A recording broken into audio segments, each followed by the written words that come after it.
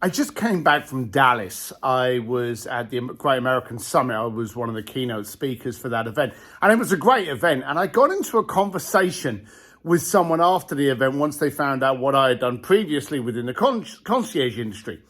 And they were talking to me about quite simply price tags. You know, how much should I charge for this? How do I do this? And these kind of things. And then the conversation drifted into impact. And I remember a story that I've always quoted when it comes down to the conversation of impact. I don't think I've shared this many times because a lot of people know I've done stuff for like, 50,000, 100,000, $500,000, and I've done those kind of things. But impact is a very, very, very important thing because I'll give you the punchline now. Quite simply, impact has nothing to do with the price tag. That's the thing you need to remember. Get that written on your t-shirt. Impact has nothing to do with the price tag. And I'll give you this example. And this is going back maybe 10 years ago. But I had a client in Chicago. I had a couple. And I worked with them for about 8 years.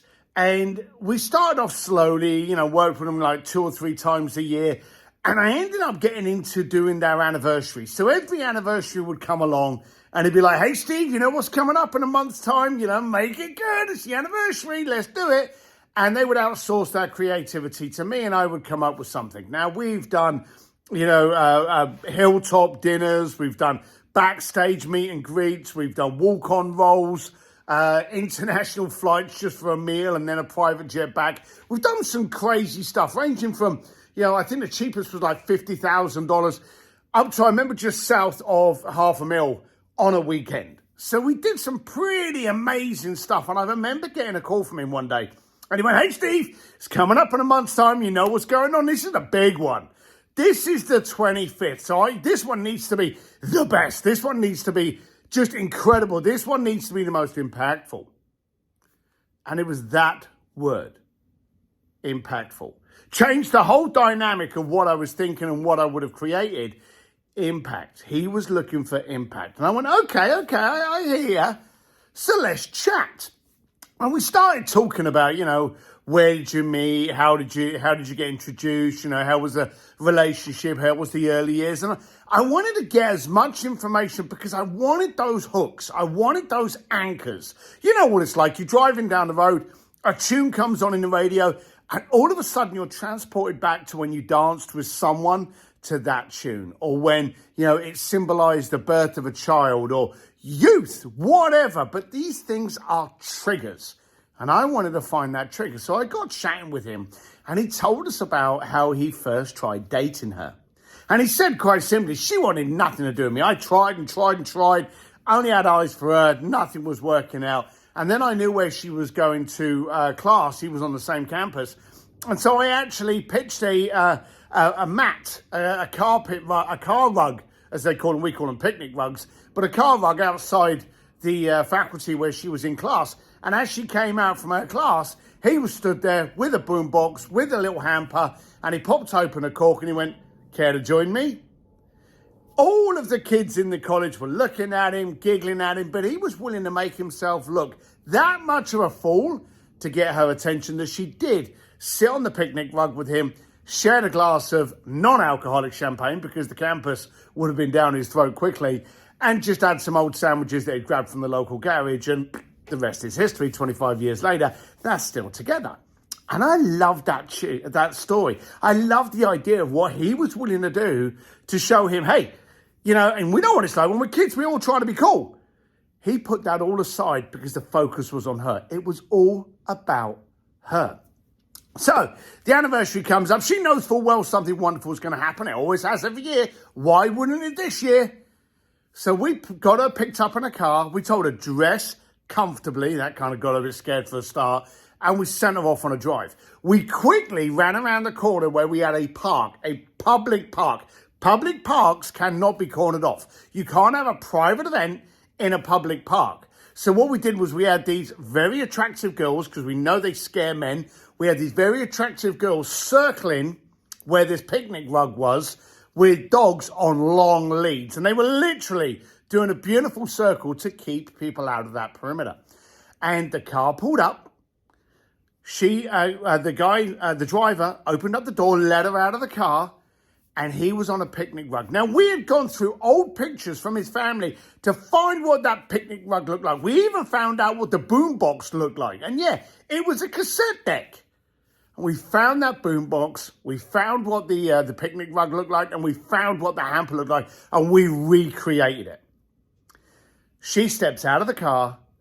He clicks the play. Bit of Alexander O'Neal comes on. He clicks open the bottle of champagne. He went, care to join me? She hit the deck. Literally fell on her knees. Now, I was hiding behind one of the trees. There's a couple of my other team members were as well. And we saw them. We were like, oh, my God, what's going on? She lost it. The crying, the bawling. Poor old driver that opened up the door was stood there going, what do I do? What do I do? So he helps her up. And they both come over together and walk her over onto the carpet. That was the impactful moment. This was the moment that all came flooding back to her. This was the moment that he was willing to make an ass of himself for that lady, for that woman, for that moment. All the triggers were in line. We'd got it right with the picnic rug. We'd got it right with the hamper. We'd got it right with the boombox. Do you know the whole thing cost, because it's in a public park, $1,700? I think it's one of the cheapest invoices I've ever done. But you know how we could have shaved off another $600 off of that? By getting a bloody boombox to work. Do you see the first boombox we got couldn't freaking work, and then the next one we did, we couldn't plug anything in to be able to record it. So we had to get a music company to actually record the cassette deck that we needed to be able to play in it. So we could have shaved off $600. Could have been dead cheap. But we focused on the impact. Now, do you know the following year, she was on a private jet somewhere. Following year, she was backstage somewhere. And I caught up with her 3 years after that, and I was at an event. And she was talking about the anniversaries. Her anniversaries had become this thing of myth and legend between her friends. And they were all envious that her husband, who was very wealthy, would do these amazing things. Only one story she told. Not sipping champagne on a mound of diamonds. Not penthouse view dinners. This story. Why? Because we'd focused on impact. Impact does not relate to a checkbook.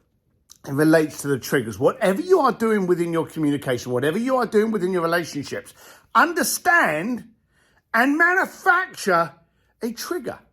You know, can I do this and make you go, oh, can I deliver, as they say now, can I deliver wow?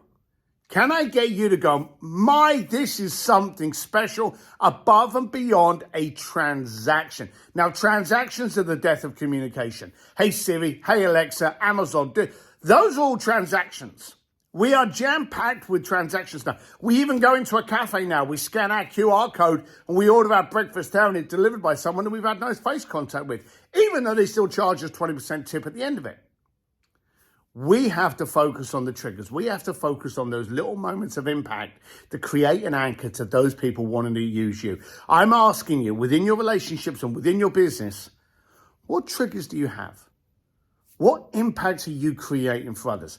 If you had to do a loyalty program, would you have to bribe people, or would they be loyal to you because of the impact you've generated, of how you've thought of them, not of yourself?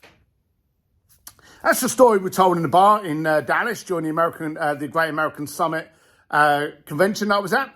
But I wanted to pass that on to you because I do believe, and I've repeated it millions of times, but you ain't going to hear it enough, impact has got nothing to do with a price tag. Focus on your impact.